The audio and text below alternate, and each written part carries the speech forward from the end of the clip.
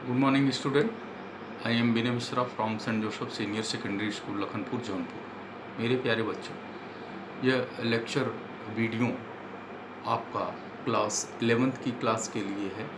विगत lecture video में हमने कबीर दास जी के संक्षिप्त जीवन परिचय के बारे में ऑडियो के माध्यम से बताया था।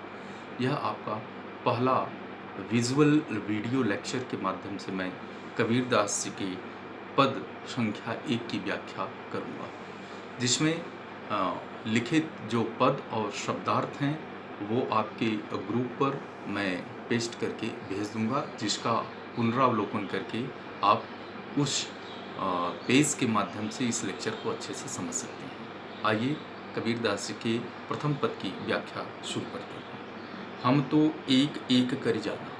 कबीर दास जी यहाँ पर प्रत्येक जीव में, प्रत्येक जगह सर्वभौमिकता, ईश्वर की सत्ता का वर्णन करते हुए बताते हैं कि ईश्वर किसी एक जगह बंधा हुआ नहीं है, वह हर जगह विद्यमान है, लेकिन उसे खोजने की, उसे प्राप्त करने की जो ज्ञान शैली है वह सद्गुरुओं के दरबार में मिलती है, इसलिए हम उन्हें नहीं जान पाते। लेकिन हमारा अज्ञानता, हमारी सोच इस प्रकार की है कि हम उन्हें किन किन रूपों में देखते हैं, जिसे कबीर अज्ञानता का संबंध स्थापित बताता है। दोई कहें तिन्ही को दोजक, जिन नाहिन पहचाना। जो ईश्वर को पहचानते नहीं हैं वही कहते हैं कि ईश्वर एक नहीं दो है, वो दो नहीं कई संख्या में है। लेकिन कबीर का मानना है कि कभी भी ईश्वर एक से अधिक कभी नहीं हुआ, और जो इस तरीके की बात करते हैं वो अपने को नरक में पाते हैं, अपने को अंधकार में पाते हैं, अपने को अज्ञानता में पाते हैं। एकै पवन एक ही पानी, एक ही ज्योत समाना।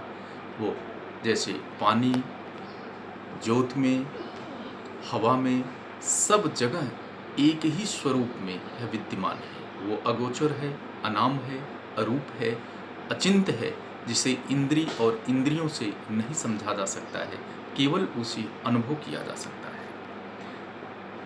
एकै खाक गढ़े सब भाणे, एकै कुहरा सानी। उसने जितने भी इस सृष्टि में, जिस भी देश में, जितने भी मानव, चाहे वो उत्तरी ध्रुव पर पैदा होने वाला हो और चाहे वो दक्षिणी ध्रुव पर पैदा होने वाला हो, यदि वो मनुष्य का तन पाया हुआ है तो उसके पास हृदय है, और ईश्वर संपूर्ण जीवों के हृदय में निवास करने वाला है।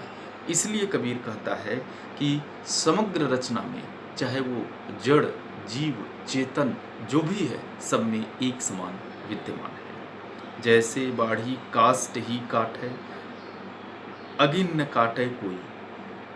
लकड़ी में विद्यमान छिपी हुई अग्नि को जिस प्रकार हम देख नहीं पाते, वैसे ही हमारे हृदय में ईश्वर इतने समीप नज़दीक छिपा हुआ है, हम देख नहीं पाते। इस पर कबीर ने एक जगह दूसरे किसी पद के माध्यम से बताया है, कस्तूरी कुंडल बसे मृग ढूंढे वन माही, ऐसे घट घट राम है दुनिया देखे नाई। कस्तूरी मृगा के नाभि के अंदर पाया जाता है, लेकिन उसकी गमक को सूंघ करके वह मृग वन वन जंगल जंगल में घूमता रहता है और स्वयं उस कस्तूरी को अपने पास नहीं पहचान पाता। ऐसे ही ईश्वर की सुगंध और अनुभूत हमारे हृदय में है, लेकिन हम उसे पहचान नहीं पाते। आगे बताता है, सब घट अंतर तू ही व्यापक, धरे स्वरूप सोई।